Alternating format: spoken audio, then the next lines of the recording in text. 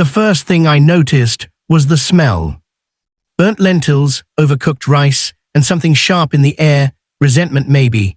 It clung to the walls of the dining room like smoke that refused to clear. I was already seated at the table, my hands folded the way my late wife had taught me, calm on the outside, even when the heart is restless inside. At 72, I had learned that silence often speaks louder than anger. That night, I didn't know I was about to be tested. My name is Arthur Collins. I am a grandfather, a widower, and according to my son's wife, a burden. I had moved in with my son, Daniel, after a minor stroke last winter. The doctors said I needed supervision for a few months. Daniel insisted, almost pleaded. "Dad, you looked after me all your life. Let me return the favor." I believed him. I wanted to believe him. His wife, Melissa, smiled when he said it. A thin smile, the kind that never reaches the eyes. Dinner was supposed to be simple that evening. Daniel was late from work, and Melissa had set 3 plates on the table, 2 full ones, and mine with noticeably less. I didn't comment.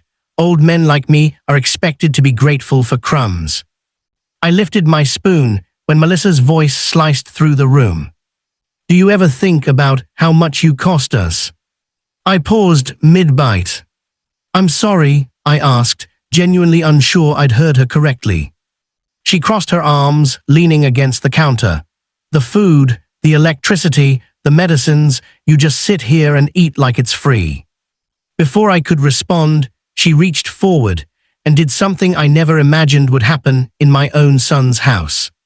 She took my plate. Not pushed it away. Not moved it. Took it. The clink of ceramic against her fingernails sounded louder than thunder in my ears. "Stop living and eating at our expense," she snapped. "If you can't pay up, you shouldn't be here." The room went silent. The clock on the wall ticked loudly, counting seconds I would never get back. My hands trembled, not from fear, but from disbelief. Daniel walked in just then, his tie loosened, exhaustion written across his face. He took one look at the table, at Melissa holding my plate, and frowned. "What's going on?" he asked. Melissa rolled her eyes. "Your father was helping himself again." Daniel looked at me. I waited. Surely he would say something. Surely this was where a son would step in. But he didn't. He sighed. "Melissa, maybe not tonight." That was it. Not stop, not apologize, just not tonight. Something inside me settled then. A quiet, heavy decision. The kind that doesn't scream or cry, it simply locks into place. I stood up slowly, my chair scraping against the floor. "I'm not hungry anymore," I said calmly. Melissa scoffed, "Finally." I walked to my room without another word. I closed the door and sat on the edge of the bed my wife had never slept in.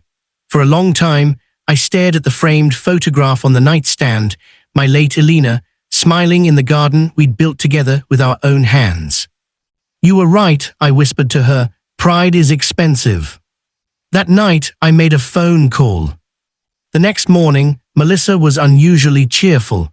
She hummed as she made coffee, already planning how to spend the weekend. Daniel had left early for work. At exactly 10 a.m., the doorbell rang. Melissa opened the door and froze. 2 men in suits stood there, followed by a woman holding a clipboard. "Mrs. Collins," one of them asked, "we are here regarding the property." "What property?" she snapped. I walked into the hallway then, holding a folder. "This house," I said quietly, "belongs to me." Her laugh was sharp and dismissive. "That's not funny." I opened the folder and handed her the documents: deed, bank statements, legal papers. Daniel and Melissa had never bought this house. I had. Years ago. When Daniel first married, I purchased the home outright, cash. I put it in my name and let them live there rent-free, telling myself it was my gift to my son. I paid the property taxes, the maintenance, the repairs. I paid for everything. Melissa's face drained of color as she flipped through the pages. You never said." "I never needed to," I replied. I didn't think generosity required announcements. The woman with the clipboard cleared her throat. Mrs. Collins, you have 30 days to vacate the property. Melissa turned to me, eyes wide. You can't do this, we're family. I met her gaze steadily. Family doesn't take food from an old man's hands. Daniel rushed in moments later, panic rising as he saw the scene unfold. Dad, what's happening? I looked at my son, really looked at him. The boy I once carried on my shoulders, the man who couldn't find his voice when it mattered. I'm moving out, I said, and so are you. Dad, please, he said. She didn't mean it. I shook my head. She meant every word, and you meant your silence. I left that day with one suitcase and my dignity intact. 3 months later, I live in a small, sunlit apartment near the park. I eat when I want. I sleep in peace. Daniel visits sometimes, alone. He's quieter now, wiser perhaps. As for Melissa, she never apologized. But she learned something far more important.